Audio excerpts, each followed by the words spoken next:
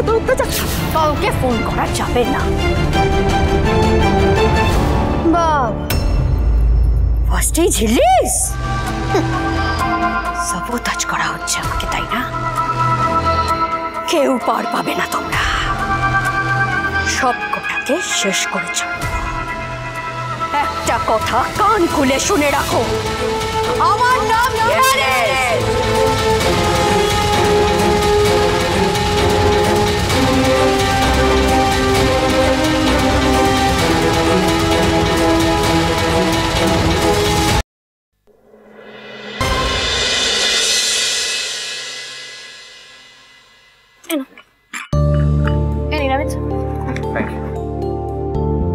আমি নিচ্ছি। বলছি যে ও বাড়িতে একটা ফোন করে দেখলে হয় না, সিরিয়াল পিসি আর আন্টি কেমন আছেন?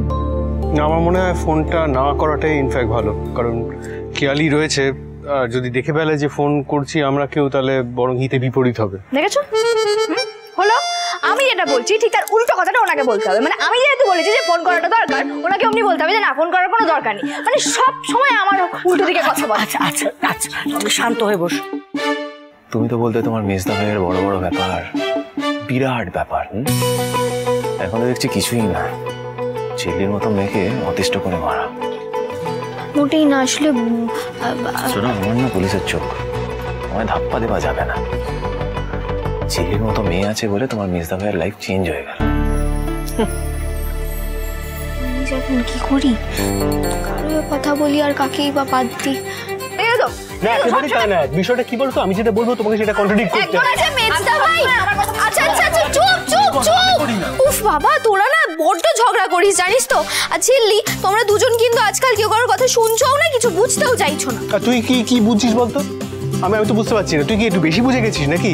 এই যে বিয়ে হলো, বিয়েটা হলো, তারপরে তুই যে প্রফেশনটা নিয়ে ভাববি, সেটা নিয়ে কোনো ভাবনা চিন্তা নেই, এইসব ঝামেলার মধ্যে পড়ে গেছিস, ব্যাস আর কোনো চিন্তা ভাবনা নেই।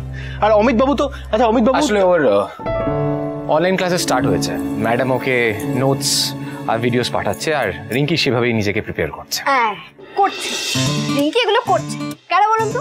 কারণ অমিত স্যার সারাদিন ওর পেছনে টিক টিক টিক করে, ওর সঙ্গে বন্ধুর মতো থাকে, ওকে ভালোবাসে। কিন্তু আপনি তো তা নন, আপনি সারাদিন আমার পেছনে জ্যাঠামশাইগিরি করে চলেছেন। মাইমা, মাইমা, এই যে বাজার করেছি, একবার তুমি দেখে নাও যে আর কিছু লাগবে নাকি। হ্যাঁ হ্যাঁ, আমি দেখছি।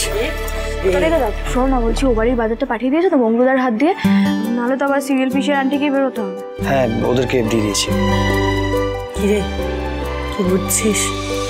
বোঝার আবার কি আছে, এসব বিষয় দীপঙ্গি তো ভালোই পারে। এখন সামনে পরীক্ষা, পরীক্ষাটা হোক, রেজাল্টে বেরোক, তারপর যা বোঝার বুঝবো। একটা লোক এত বেরোসে কি করে হতে পারে বলো তো? হ্যাঁ, তাই বাদ দাও। অমিত স্যার, বলছি আমার একটা হোয়াইট বোর্ডের ব্যবস্থা করে দিতে পারবেন? একটা মিটিংয়ে বসতে হবে। ওকে, আদাই। সবই তো ঠিক আছে, কিন্তু তাও এরকম মনটা খুব কেন ডাকছে কে জানে।